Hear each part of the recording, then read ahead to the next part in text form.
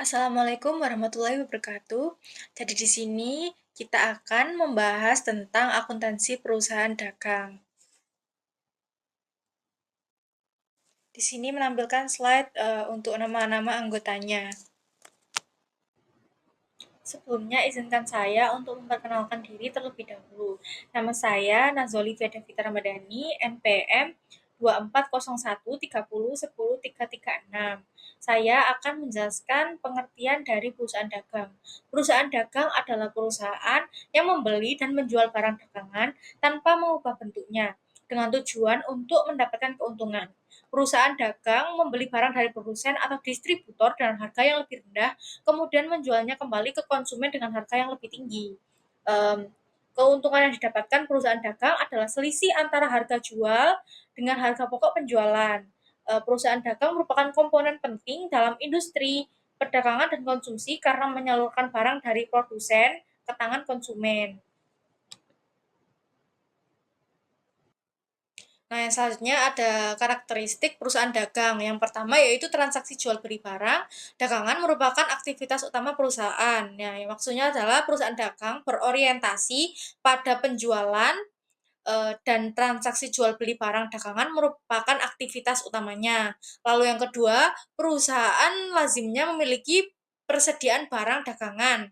Maksudnya adalah perusahaan dagang memiliki persediaan barang yang siap dijual.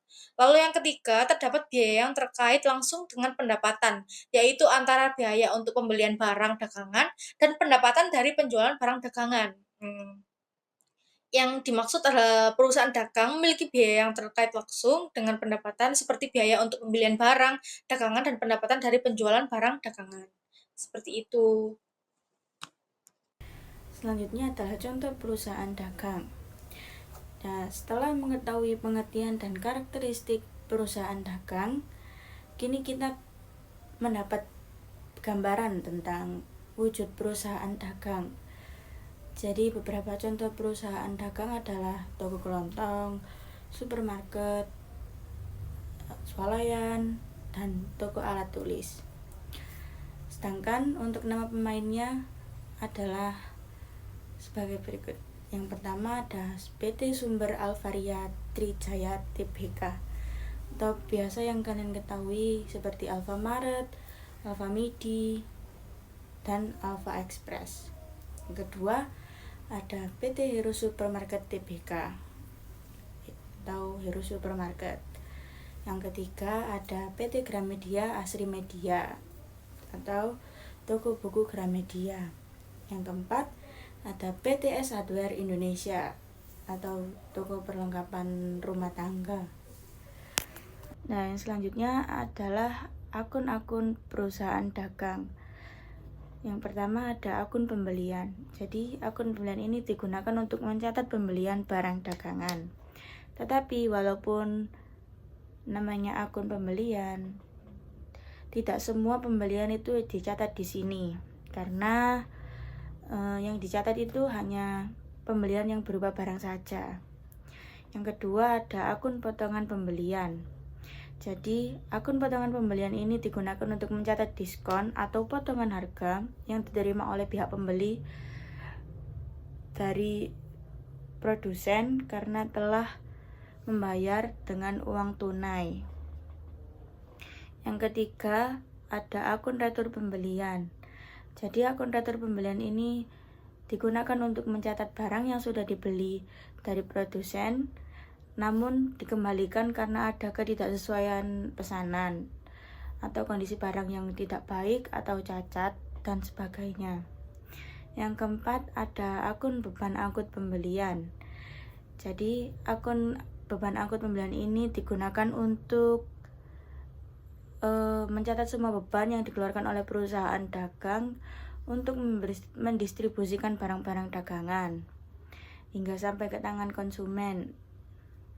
Contohnya gaji wiraniaga, beban iklan, beban angkut, beban gudang, dan lain-lain.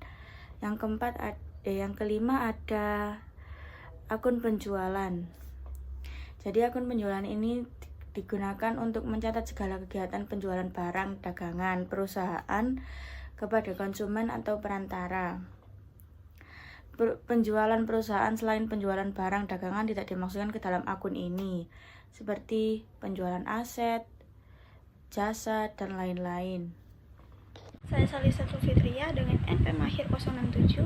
Di sini saya akan melanjutkan penjelasan mengenai akun-akun perusahaan dagang. Jadi yang keenam ada akun potongan penjualan, yaitu untuk mencatat potongan harga yang diberikan kepada pembeli. Yang ketujuh ada akun retur penjualan, yaitu untuk mencatat pengembalian barang dari konsumen yang rusak atau cacat. Yang kedelapan ada akun harga pokok barang untuk mencatat harga pokok penjualan. Yang kesembilan akun persediaan barang dagang untuk mencatat persediaan barang dagang yang akan dijual atau digunakan untuk kegiatan operasional perusahaan. Selanjutnya adalah pembahasan soal, yaitu toko XYZ memiliki persediaan awal barang dagangan sebesar 80 unit dengan harga per unit yaitu 150.000 pada tanggal 1 Februari. Selama bulan Februari 2021, toko melakukan transaksi sebagai berikut. Yang pertama, 3 Februari membeli 40 unit barang dengan harga 160 per unit secara kredit.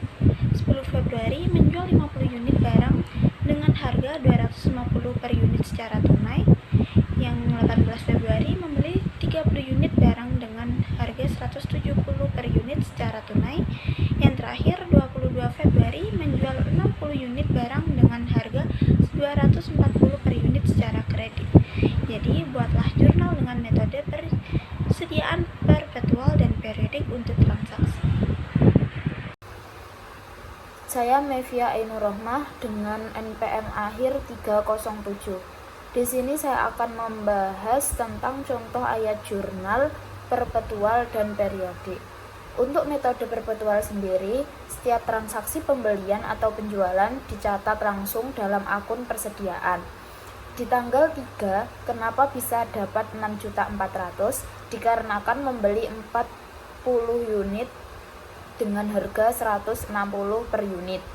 Di tanggal 10 bisa dapat 12.500.000 dikarenakan menjual 50 unit dengan harga 250 per unit.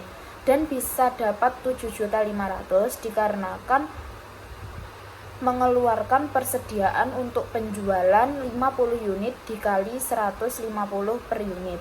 Di tanggal 18 bisa mendapatkan 5.100.000 karena membeli 30 unit kali 170 per unit. Di tanggal 22 bisa dapat 14.400.000 dikarenakan menjual 60 unit kali 240 dan bisa mendapatkan 9 juta karena mengeluarkan persediaan untuk penjualan 60 unit dikali 150 per unitnya. Kemudian untuk metode periodik, pembelian dicatat di akun pembelian dan tidak ada pengurangan persediaan saat penjualan terjadi.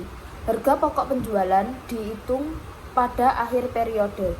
Persediaan akhir sama dengan 40 unit dikali 170 sama dengan 6.800.000. Harga pokok penjualan sama dengan persediaan awal 12 juta ditambah pembelian 11.500.000 dikurangi persediaan akhir 6.800.000 sama dengan 16.700.000. Untuk jurnal penyesuaiannya, harga pokok penjualan 16.700.000, persediaan akhir 6.800.000, persediaan awal 12 juta, dan untuk pembelian 11.500.000. Sekian presentasi yang dapat kami sampaikan. Mohon maaf apabila ada kurang dan salah kata dalam penyampaiannya.